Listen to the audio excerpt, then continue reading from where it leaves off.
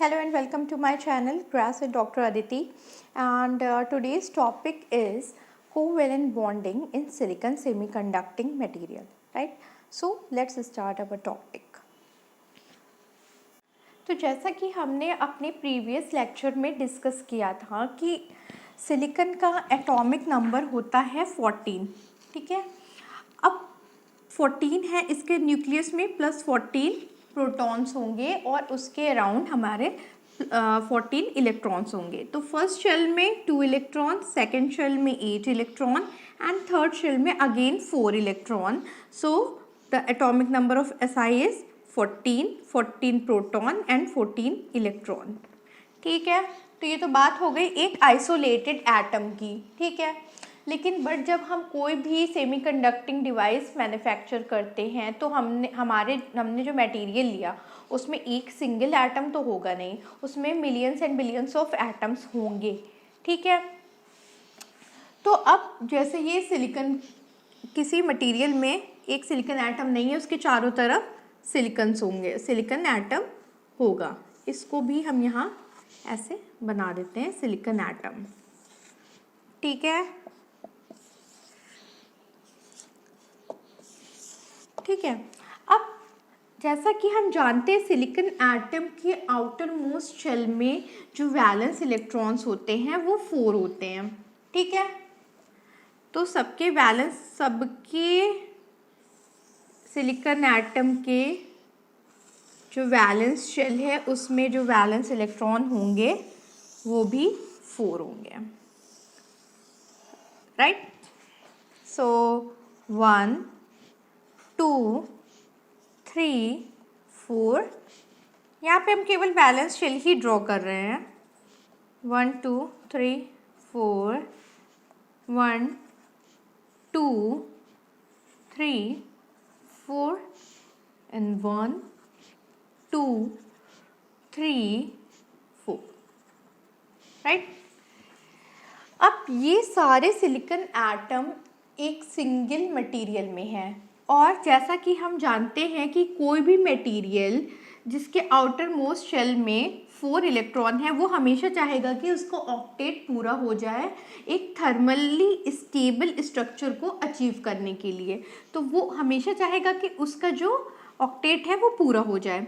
तो जब आप सिलिकॉन के मटेरियल में आएंगे तो इसमें हर सिलिकॉन के वैलेंस शेल में 4 इलेक्ट्रॉन्स होंगे, राइट। अब ये सारे सिलिकॉन एटम अपना, ये जो सेंटर सिलिकॉन एटम है वो सब नेबर एटम के साथ अपना एक एक इलेक्ट्रॉन शेयर कर लेगा। इधर से ये शेयर करेगा, ये शेयर करेगा एंड ये शेयर करेगा। इस शेयरिंग से क्या होगा कि यहाँ पे जितनी भी सिलिकॉन एटम्स है उन सबका ऑक्टेट पूरा हो जाएगा। अब आप देख लो, इस जो सेंटर सिलिकॉन एटम है इसके ऑक्टेट पूरा हो गया। अब इसमें कोवेलेंट बॉन्डिंग की इसने अपने नेबर Si एटम से, तो 1 2 3 4 5 6 7 8। इसी तरह सिमिलरली जितने जो अदर सिलिकॉन एटम भी हैं वो भी अपना ऑक्टेट कैसे पूरा कर लेंगे ये देखते हैं। अब इस सिलिकॉन एटम के बगल में भी कोई सिलिकॉन एटम होगा, राइट। अब इसके भी 4 वैलेंस इलेक्ट्रॉन होंगे, तो इसने भी अपना ऑक्टेट पूरा कर लिया, ठीक है। अब इस सिलिकॉन एटम के बगल में भी कोई सिलिकॉन एटम होगा, ठीक है। 1 2 3 4, उसने इधर से अपना ऑक्टेट पूरा किया। यहाँ पे कोई सिलिकॉन एटम होगा, 1 2 3 4। तो जितने भी सिलिकॉन एटम होंगे वो अपने नेबरिंग सिलिकॉन एटम के साथ बॉन्डिंग करके अपने ऑक्टेट को पूरा करने की कोशिश करेंगे, ठीक है। ये सिलिकॉन एटम ने इस सिलिकॉन एटम से बॉन्डिंग की, सिमिलरली यहाँ भी एक सिलिकॉन एटम होगा, तो ये इसने इधर बॉन्डिंग की।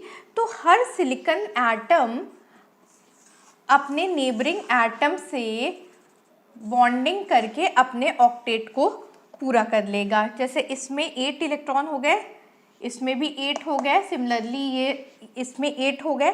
तो सारे सिलिकॉन एटम्स अपने ऑक्टेट को पूरा कर लेंगे एंड जो ये बॉन्डिंग करेंगे अपने नेबरिंग एटम से, इसको हम बोलेंगे covalent bonding. So this is sharing of electron between the silicon atom. ये अपने इलेक्ट्रॉन को शेयर कर रहे हैं नेबरिंग एटम के साथ, and this kind of bonding is called covalent bonding. तो सेमीकंडक्टर्स में जो बॉन्डिंग होती है that is covalent bonding, right. So guys, इस टॉपिक से रिलेटेड जो मैंने प्रीवियसली लेक्चर्स पोस्ट किए हैं उनका मैंने सबका लिंक अपने इस लेक्चर के डिस्क्रिप्शन बॉक्स में लिख दिया है, ठीक है। तो आप इस चैप्टर को, इस लेक्चर को रिफ़र करने से पहले उन टॉपिक्स को एक बार ज़रूर देख लीजिएगा, जिससे कि आपको एक क्लियर अंडरस्टैंडिंग मिलेगी। You will get a clear understanding of this topic, right. Till then, thank you, all the best.